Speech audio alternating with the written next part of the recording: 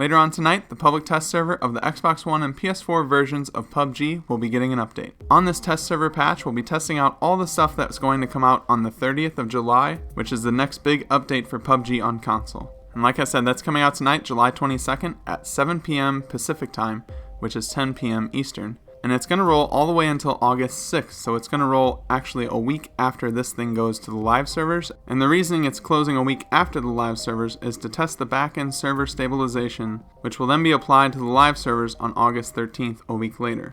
Now really quick, if you're able to test out the test server this week, you'll be granted 4,000 BP if you play more than 3 hours of gameplay on the test server. If you play on the test server for over 3 hours the following week after this thing has hit the live servers, you'll be granted another 4,000 BP, and then if you participate in both weeks, you'll get a bonus 2,000 BP, so there's a grand total of 10,000 BP to be earned just by playing on the test server. Now, if for some reason you don't know what the PUBG test server is, it's basically just another install that you install on the Xbox or the PlayStation, and you launch it separately from the base game. Anyone that has access to the base game has access to download the public test server. All you have to do is search PUBG public test server or even PUBG test server in the store, either PSN or Xbox Live, and you'll be able to download the test server from there. But what all is included with this patch? What are we going to be testing out? Well, let's get into it. If you didn't check my latest video talking about the next stuff that's coming to PUBG on console, let's go ahead and get into this and see what all is included. There's a new vehicle called the BRDM-2. The BRDM-2 can only be called in as a special care package using a flare gun on all maps, and it replaces the armored UAZ. So it's a new armored vehicle. Over waterways or terrain, this amphibious vehicle increases your options to navigate firefights and the battlegrounds themselves. So bridge blockers be damned, you can just smash right through it, or you can go on the water underneath the bridge and still be safe. This thing is definitely going to be an advantage if you're able to call it in with a flare drop. The BRDM's total HP is 2,500 and its health is twice as much as the UAZ, but I will say that it does seem to take more ammunition to take down than 2 times what a UAZ would normally take. And like I said, it's going to be a huge advantage for whoever has it. The wheels of the BRDM cannot be damaged, so you can't pop the tires, you can't shoot through the windows, you can't even shoot out of it if you're inside it. It's an armored vehicle, so you can't really do anything besides drive it, but it will keep you from getting killed in most circumstances. It reduces incoming damage from ammunition and grenades, and it can even survive a direct red zone hit. I think it takes 2 red zone hits to actually blow this thing up. And like I said before, it's amphibious, so it can continue travel on ground and on water. It has a top speed of 102 kilometers an hour and 22 kilometers an hour while in the water.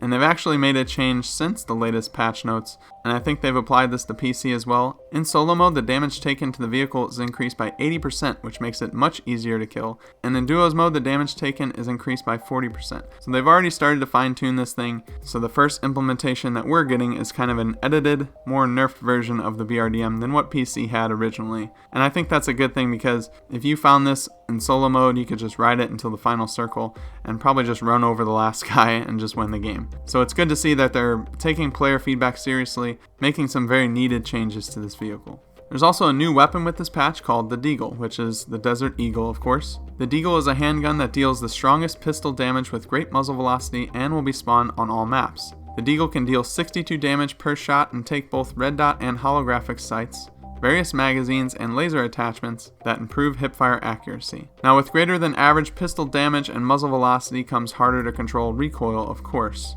And the Deagle shoots in single fire, and it uses 45 ACP ammo, and the standard magazines fit 7 rounds, and it can be extended to 10. It'll be interesting to try and use this thing. Of course, it's still just a pistol in PUBG, so it's not going to win a fight against an AR or an SMG probably, but it'll be fun to use regardless, and it can take out a level 3 helmet with just 2 shots.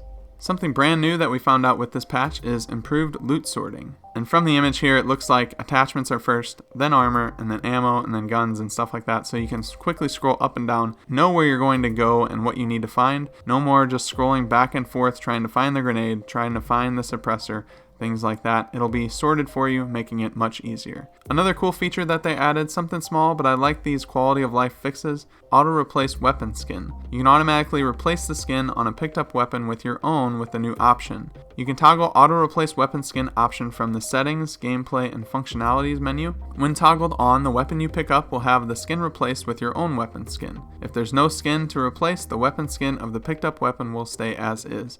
Alright, and to go along with this patch, there's a couple huge gameplay changes that are being implemented as well. First and foremost, the ledge grab. Ledge grabbing allows you to take new paths by climbing up the edge of roofs, fences, and obstacles up to 2.5 meters high, and jump from building to building or container to container.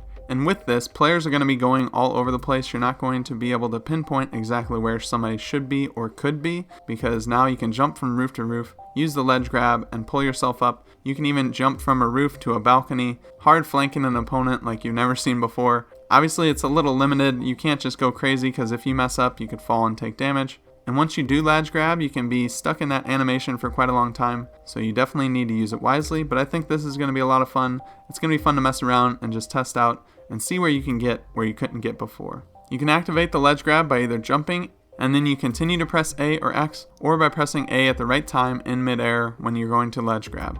Just like when you're climbing up anything else, so if you sense danger as soon as you start to ledge grab on a railing, you can actually push down on the left stick and it will cancel the climbing animation and send you down to the ground.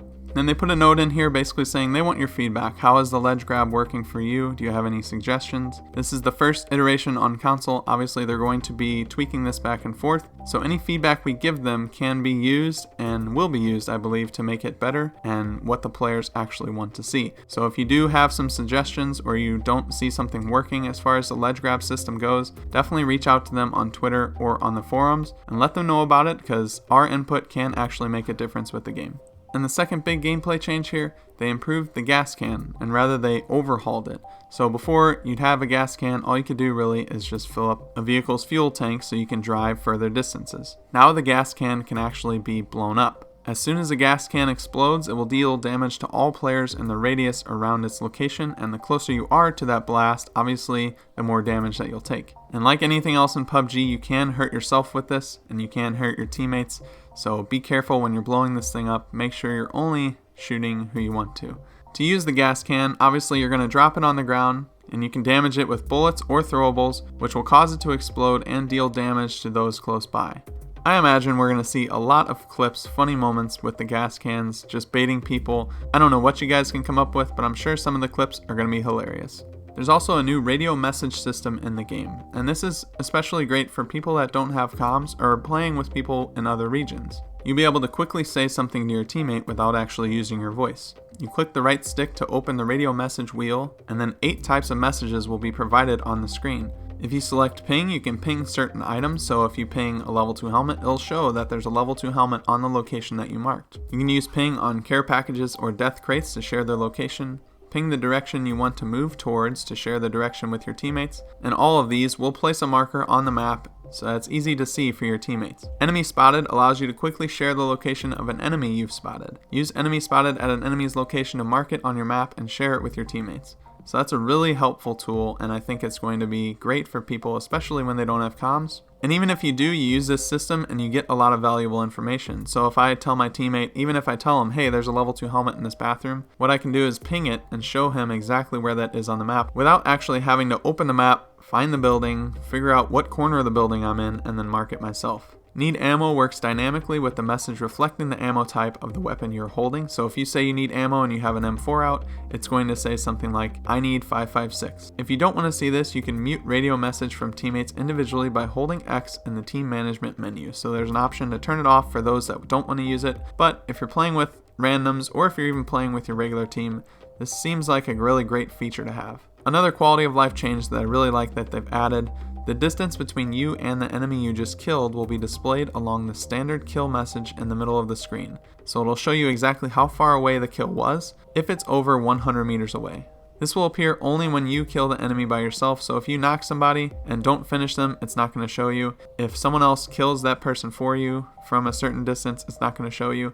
You have to actually do it yourself. In case you missed it, they did a Twitter poll asking us what we want the featured map to be for this next patch, and overwhelmingly Erangel was selected, and I don't understand why they keep doing this. I wish they would just put Erangel and Sanhok in the same playlist and then put Miramar and Vikendi in the same playlist. I feel like if they're not going to do a weekly rotation of the featured map, this might be the best way to do it. It'll make everyone going crazy for Erangel and Sanhok be able to play those as much as they want. It'll make everyone like me that wants to play the other maps every once in a while, wants to get a match on Miramar, wants to get a match on Vikendi, to be able to do it if we want to. The only other thing that I can think of that would work is a weekly rotating featured map. Every week they change it to a different map and they cycle through those 4 maps regularly so that everybody has a chance to play what they want. And I'm going to quickly roll through a couple other things here. The auto equip scope option will no longer be visible if the auto equip attachments option is toggled off. There's going to be some things to buy with BP with this new update, so that's really good to see. A lot of us have a ton of BP. I think they said the average person on Xbox and PS4 has about 11,000 BP. I have over 100,000. I'm sure there's plenty of other players that have way more than I do. So having new outfits, new emotes, new everything that you can buy with BP is pretty awesome in my opinion. A small change to the user interface and user experience, they added brightness options for each map. They improved the readability of the parachute UI. People have complained about that, so they put a little shadow behind it, making it easier to read. And they improved the Survivor Pass in-game mission list UI. Let me know what you guys are most excited for in the comment section below. I'd say for me, it's definitely the BRDM and then the ledge grabbing. I said that in a previous video and I'll stick to it. I'm really excited to use those. I know a lot of people are excited for the gas cans as well. It seems like a lot of cool content. Let's just hope that it goes pretty smoothly, and then when it hits the live servers on July 30th, we don't have any huge issues. But that's really going to do it for this one. I just wanted to share that information with you before the test servers went live so you're able to know what's on there and know how to get to it. Last Friday, I uploaded a video going over the PC37X headphones from Massdrop. I did a review on those, so I'd appreciate if you took some time to take a look at that. And if you're interested, I have an affiliate link in the description below of that video as well as this one. And as always, follow me on Twitter at YTBoris15. Remember to like the video if you found it useful and subscribe to stay up to date on everything that I publish. But with all that being said, I hope you guys have a good rest of your day. Until next time, I'll see you later.